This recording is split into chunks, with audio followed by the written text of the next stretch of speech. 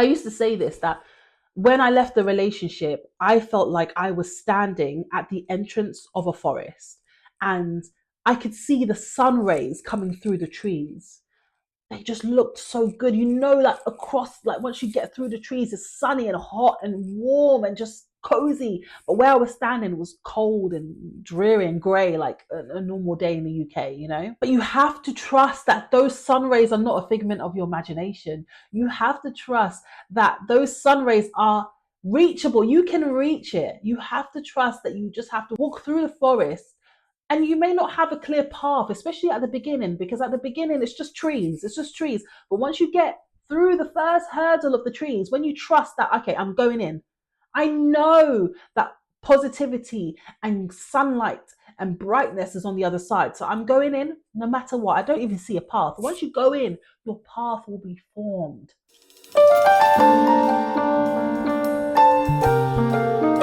Hi friends, it's Evelyn France, the reality check coach. And today we are on episode 2 of our reality checklist for 2025. This is how we are going to be elevating ourselves, leveling up. This is the tools that you need to become that girl next year. Okay, so if you haven't watched episode 1, which was all about raising your standards, please have a watch. It's really important that you don't miss an episode, because all of these combined create the package of how to level up. Now, within the last 4 months, I have had a complete transformation. I've been leveling up the past couple of years anyway, but in the last 4 to 5 months, I've really hit a huge transitional period, and my career is in the best place it's ever been. I've lost weight. I've got my apartment. I am surrounded by amazing people. I am the healthiest I've ever been. I'm in a place where I can be so proud of. And because of this, I am sharing these tools for free of how to level up your life. If I can do it in 4 months, you can spend the year curating yourself to becoming the best version of yourself. A lot of women don't choose themselves. A lot of women don't choose the life that they deserve or desire because they feel like it's unattainable or it's too much. And I've had enough. I want to encourage and inspire women to become the best versions of themselves and to live the best life that they can live. Because guess what? You deserve it and you're worth it. And it is possible. It's not far-fetched and it's not out of your reach. You just need to reclaim your power, because a lot of women have forgotten that we are powerful beings. So once you get your power back, or you learn how to unleash your power, you will be able to get all that you desire. So last episode was all about standards. Today is about soul ties, because if you're going to level up, if you're going to evolve, if you're going to grow, you are going to have to cut ties with soul ties. And that's relationships, friendships, work relationships, whatever it is, any tie that you have on your soul that is stunting your growth, you're going to have to cut it next year. No excuses. Woman to woman, someone who's been in a place that I held on to something for 10 years, 10 years that didn't serve me, 10 years that I have nothing to show for. I don't want the same to happen to you. I'm strong and I've been able to build my life the way that I want. But a lot of people will spend 10 years and feel like it's wasted, and they will suffer another 10 years because of it. And I don't want that for you.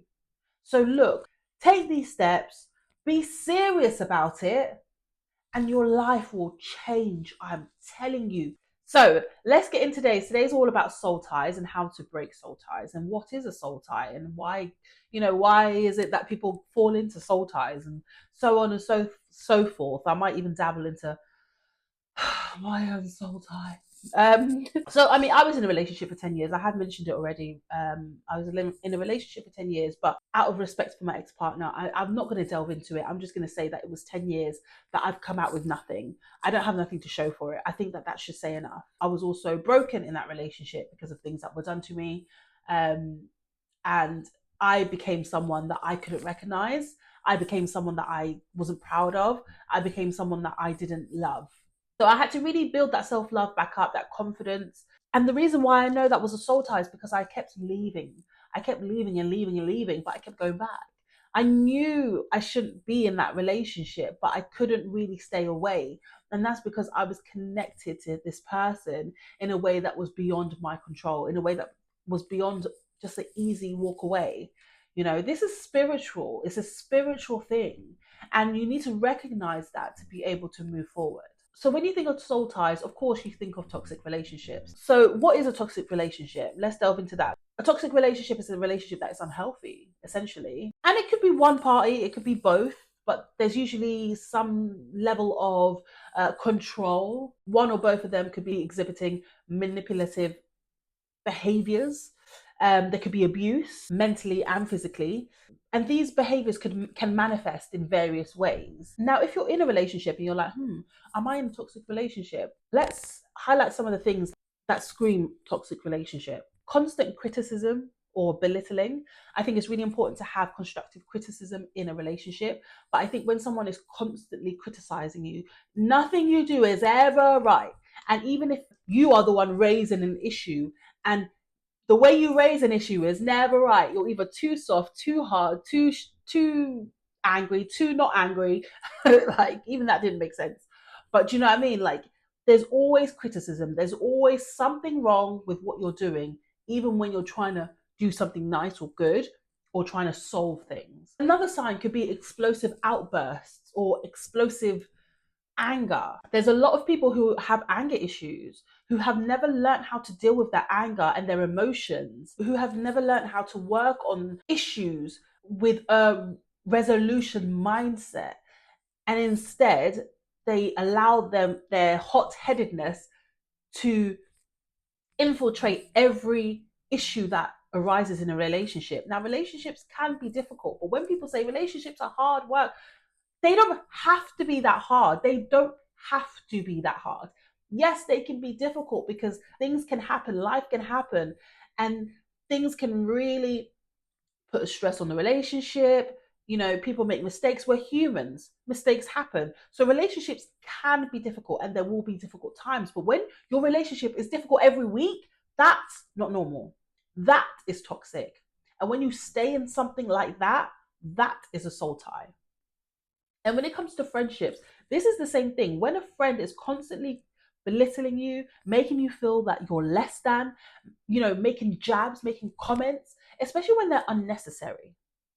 I've had a situation where I was singing on the street with a friend and they randomly came out and said, "Oh, yeah, you've got such a great voice, but when you go high, it's so not good." We're literally just having fun. I can sing. I am actually a singer. I studied music and I can sing. I can sing, I know I can sing, but we're having fun in the street.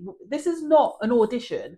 But the fact that even in the midst of having fun, I don't know if it's jealousy, the fact that the first half was sounding really good and you're just playing around. I can't help that when I'm playing around and just singing, it sometimes comes out good. I can't help that because I can actually sing. But then I've gone high and it's not the best note. I didn't hit the note on 10. Why would that person find that the moment to say a comment like that when we're having fun in the streets on a Saturday night, walking from one bar to another? Why would that be the thing to say?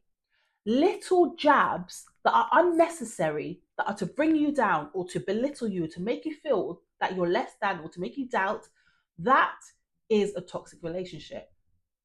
And when you can't help but stay in that friendship and keep them around and keep accepting those moments and keep accepting any sort of emotional abuse, let's just say, and I'm not saying like some big massive thing, I'm just saying like what it is.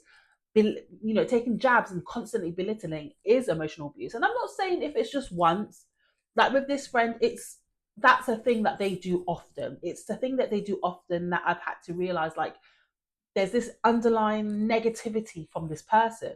Once or twice or joke, look, we all have to be reasonable and be able to differentiate a joke, a once in a while moment, from someone who's repeatedly doing something and you can see it that they're trying to jab. Friends and lovers should be uplifting. They should lift you up. They should make you feel the best version of yourself. They should push you. They should, they should be so proud to have you in their life. That's the kind of person I am. And I always say that the type of friend I am, I want that type of friend. I had a conversation with one of my closest friends actually recently, and she said that she feels that I want people to be the type of friend that I am to them. And I said, absolutely. But on reflection and in discussing that further with her, she did make some great points about the type of friend she's going to be won't look like the type of friend I am because we offer each other different things. Yes, that's absolutely right. And I agree with her on that. But I do stick with the fact that I want the same type of love. That's probably what I meant. So I want the same type of love. And if it shows up in a different way, I understand because we're different people and we love in different ways. But I just want it to be, I just want to feel the love at least. I think one of the main reasons why people stay in a relationship that doesn't suit them, how it becomes so tied to your soul, is because it's usually rooted in something deeper. It's usually rooted in childhood or experiences that you've had that really impacted your life. Daddy issues. If we're talking about relationships with a partner, then we can say daddy issues. That's definitely something I know that I dealt with. I had issues with father figures in my life. And I feel that that in turn made me search for love and crave love because I was never given it in a way that could make me feel like I've got my dad, and no matter what, that's the kind of love that I need and deserve. I was never given that from any sort of father figure or manly figure in my life. So I know for me, there was a lot of daddy issues there. And it's weird because I used to hear that before and it used to make me cringe. Like, what? I think when you know something, when something jabs you or makes you feel like, oh, that's something you need to investigate. Like, why is that making me feel triggered? And it used to trigger me when I used to hear daddy issues, not related to me, but maybe in a film or whatever. It used to make me feel so triggered. And that's because I think deep down I knew that I had this daddy issues that was causing me to crave love and accept it from the wrong places and to hold on to things that didn't feel like love. But because I was used to such a traumatic uh, experience from men that were supposed to love me, maybe deep down it felt like normal. So I think you need to identify, what is it rooted in? Why are you allowing yourself, the person you're supposed to love the most in the world, why are you allowing yourself to accept bad behaviors, to be tied to someone who isn't serving you and is in turn hurting you? Because you wouldn't, if you saw glass broken on the floor, you wouldn't purposely intentionally go and step on it, would you? You wouldn't, unless you really wanted to hurt yourself. So you need to ask yourself, if I'm intentionally going to hurt myself, why? Why am I doing that to myself? And it's usually because you don't love yourself enough. And that's another thing that you need to figure out. How am I going to love myself again? And a lot of times, being in a relationship that isn't serving you can in turn make you not love yourself. At the end of my 10-year relationship, I remember I couldn't even look at myself in the mirror. And I actually mean that, like actual mirror. I couldn't look at myself and feel proud. I couldn't think of myself and feel pride. I thought of myself and I felt disgust. I thought of myself, I looked at myself and I felt pity. Because this lovely person, or this person who was once so lovely, me, is getting treated like this and is staying.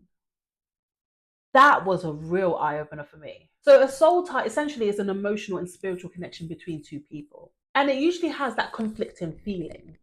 And it usually comes with the feeling stuck, and that continuing feeling of getting triggered or having emotional reactions tied to that person. So let me highlight my breaking points for me specifically. My breaking points were not being able to face myself in the mirror, feeling stagnant, always on edge, like waiting for another fight, and not being able to see the future no matter how much we spoke about it. So for me, that was a breaking point, and that was for me my telltale signs that I can't be in this anymore. This doesn't make sense for me. I'm wasting my time. So identify your breaking points. And if any of those sound horrible to you and you feel the same way, you really need to talk to yourself and ask yourself, what am I doing? What am I doing to myself? What am I doing for myself? So 2025, we are breaking soul ties and we are healing ourselves. So let's break down the steps of how we're going to do this. Number one, we're going to create boundaries. Okay? We're going to cut contact, cold turkey, cut, period. No discussion, no negotiation. You're cutting contact. You need space to heal. You need space to reflect. Okay? You need to understand, you need to be able to sit with yourself and dwell on it. Yeah, dwell on it. Go through the motions, go through the process. Don't avoid those feelings. When you're feeling sad and you're missing the person, that's fine, that's normal, but don't allow that to be an excuse to go back.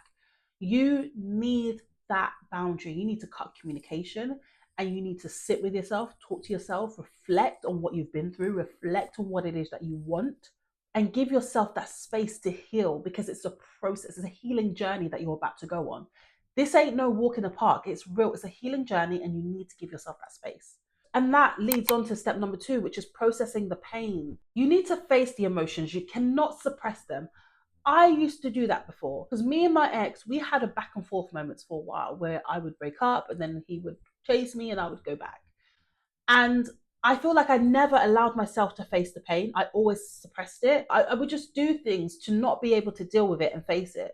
And I feel that that's why it was so easy to go back when he came back to get me because I never allowed myself to mourn the relationship. And that's what it is. You're mourning a relationship. You're mourning someone while they're still alive. It's that deep because you can imagine you spent so much time with this person and just like that, you're cutting them off. That is difficult. It's like a death and you need to allow yourself to process it so that when they pop up, you're not going to get confused. It's like seeing a ghost. Like, no, I know you're a ghost. I know you're not the real person because you died. So, metaphorically speaking, so that you really need to face that pain. You need to face that pain, and it's going to be tough. I remember when I first really decided that was it, I'm done for good. I was having panic attacks in the middle of the night. I'd be calling my sister. But I knew that I was purging. My body was purging all that emotion, all those feelings. And once I got over that hurdle, there was an element of feeling a lot more free. And I spent nights crying at times. I just let it out. If I felt emotional, I felt that lump, I let myself release. My friend, she used to always say that whenever she's sad, she would play like old R&B songs and cry. And I never understood that. I'd be like, no, because I don't want to cry. But the good thing with her is that she allowed herself to feel it. She allowed herself to release. And I was always holding it in. That probably is connected to my childhood because my childhood was quite difficult. And I felt like I wasn't always able to cry. So, yeah. Step 3 is rediscovering your joy. You need to find yourself again. You need to find what makes you happy, what makes you smile, what you enjoy. You spent so long in a relationship where you had to compromise your joy and compromise the things that you want to do. This is you time now. You get to find what is fun to you, what makes you laugh, what makes you just feel good and feel like you're living. This is an amazing time for you.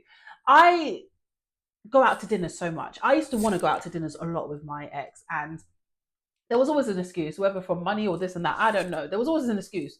The amount of times I go out for dinner now, and it's not like I'm reckless. I'm saving, I use apps like First Table to get discounts, and I'm going out to dinners, I'm getting dressed, and I'm loving it. That brings me joy. Find your passions, your interests, things that remind you of the person that you were outside of the relationship. But to be honest, it might be you just rediscovering who you are today because the girl I was before my relationship 10 years ago definitely isn't the woman I am today. So you probably need to rediscover what brings you joy today with the woman you are now. And invest in yourself. Investing in yourself inspires growth. You are your greatest asset. So invest in you. Step 4 would be forgiving yourself and moving on. You need to forgive yourself.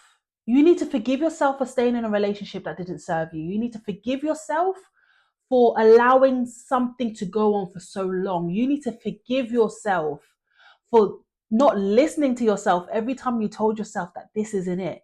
You need to forgive yourself for allowing yourself to cry those nights. You need to forgive yourself for wasting your good years.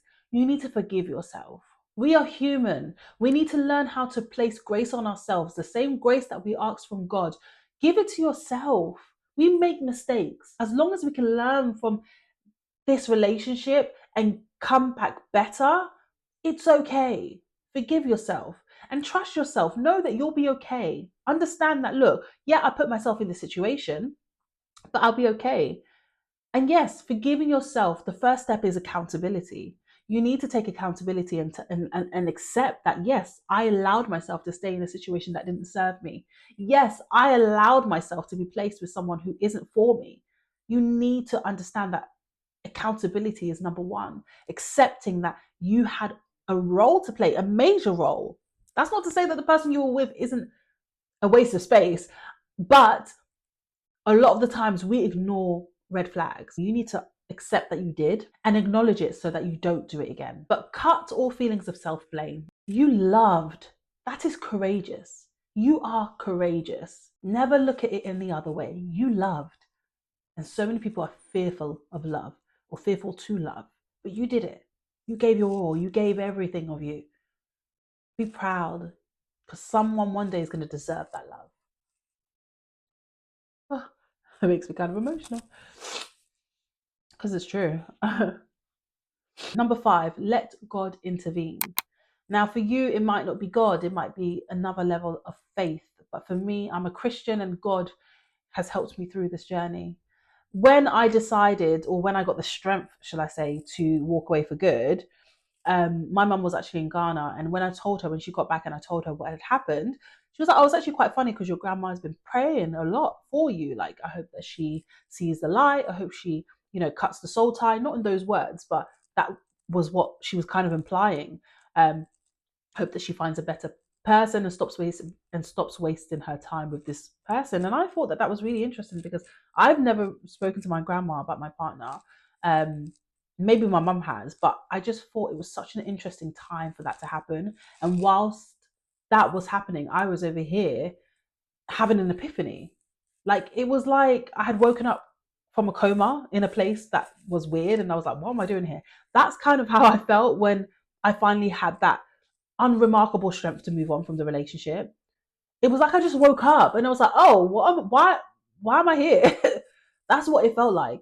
And I attribute it to the prayers that my grandma was praying, because when it comes to grandma, mom, grandma, those prayers reach God. They must be higher to God, that's for sure. But lean into faith. For me, I know that I have a power beyond me that is protecting and guiding me, and that's the Most High. I made those sacrifices in terms of drinking, smoking, social smoking, sexual immorality. I made those sacrifices.